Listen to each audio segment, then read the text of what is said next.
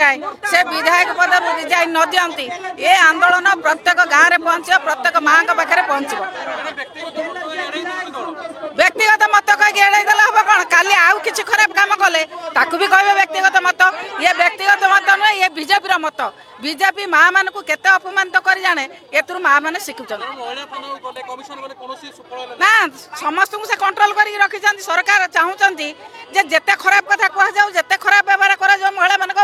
निदा विष्णु सारी सरकार मोहन सरकार को मोर एतिक अनुरोध जे तुरंत संतोष खटुआ को गिरफ्त करा जाऊ एवं तांको विधायक पदरू रिजाइन देवा कहुँ। आज आम ये आंदोलन करूँ डीजीपी की भेटू आम महिला मान विजु जनता दल जहाँ करने कथा महिला मान आम लड़ाई कर